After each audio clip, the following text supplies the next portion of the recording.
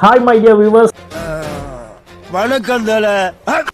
ஸ்ரீலங்காவில் India vs Pakistan world cup T20 matches நடந்து முடிந்திருக்கிறது. இது சாதாரணமான ஒரு கிரிக்கெட் மேட்ச் அப்படின்னு சொன்னால் நிச்சயமாக இல்லை.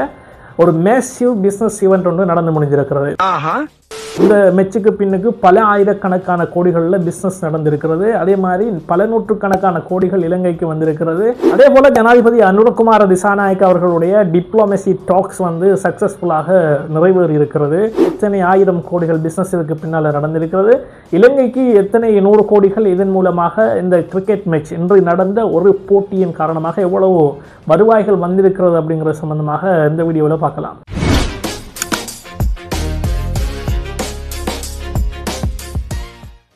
ஃபர்ஸ்ட் ஆஃப் ஆல் ஜனாதிபதி அனுரகுமார திசாநாயக் அவர்களுக்கு ஒரு பெரிய சல்யூட் ஒன்று கொடுக்கணும். ஏன்னு சொன்னால் இந்த மேட்ச் நடக்குமா நடக்காதா அப்படின்னு கிரிக்கெட் ரசிகர்களுக்கு மத்தியில் பல்வேறு சந்தேகங்கள் தொடர்ச்சியாக இருந்து கொண்டு வந்தது. உங்களுக்கு தெரியும், இந்தியாவுக்கும் பாகிஸ்தானுக்கும் இடையில் பல்வேறு பிரச்சனைகள் ராஜதந்திர ரீதியாக நடந்து கொண்டிருந்தது. இந்த மேட்ச் போகுமா, இந்த மேட்ச் நடக்குமா அப்படிங்கிற ஒரு விஷயமெல்லாம் சந்தேகம் எல்லாம் இருந்தது. ஆனால் இலங்கை இப்போ பொருளாதார ரீதியாக வளர்ந்து வருகின்ற இந்த நேரத்தில் இலங்கையுடைய மொத்த உள்நாட்டு உற்பத்தியில் ஜிடிபியில் இன்றைக்கு நடந்த இந்த மேட்ச் ஒரு மேசிவ் ஒரு எஃபெக்ட் ஒன்று கிரியேட் பண்ணியிருக்கு.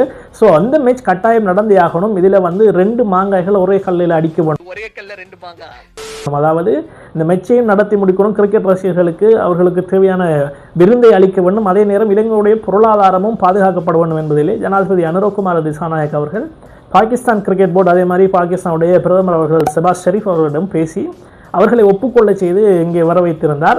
ஆனால் எல்லோருக்கும் இருந்த மிகப்பெரிய ஒரு கேள்விதான், இந்த மேட்சில் 2 நாடுகளும் மிக முக்கியமான உலக அளவிலே எதிரிகளாக இருக்கக்கூடிய நாடுகள், இவங்களுக்கான பாதுகாப்பு எல்லாம் சரியாக வழங்கப்படுமா, இலங்கை இந்த மேட்சை சரியாக நடத்தி முடிச்சிருமா, ஆயிரக்கணக்கான ரசிகர்கள் வர போகிறாங்க, அப்போ இந்த மேட்சை எப்படி ஸ்ரீலங்கா மேனேஜ் பண்ண போகுது அப்படிங்கிற ஒரு கேள்வி எல்லாருக்கும் இருந்தது. அதே மாதிரி தான் நான் இருக்கேன், முடிஞ்சால் என்ன தாண்டி தொடுங்கடா பார்க்கலாம் அப்படிங்கிற மாதிரி ஜனாதிபதி அனுரகுமார திசாநாயக் அவர்கள் இன்றைக்கு மேட்ச் நடந்த அந்த கிரவுண்டுக்கு விசிட் பண்ணி மேட்சை பார்த்துட்டு இருந்தார். எனவே ஒரு ஜனாதிபதியை இந்த மேட்சை அட்டன் பண்ணினது பாதுகாப்பு ரீதியாக ஒரு ஜனாதிபதியே நானே இங்கே வந்திருக்கிறேன், இதை தாண்டி என்ன பாதுகாப்பு நாங்கள் வழங்க வேண்டும் என்று சர்வதேசத்திடம் ஜனாதிபதி அனுரகுமார திசாநாயக் கேட்பது போல ஒரு நிகழ்வு ஒன்று நடந்து முடிந்தது. உண்மையிலேயே அது ஒரு பாராட்டப்பட வேண்டிய ஒரு விடயம் தான்.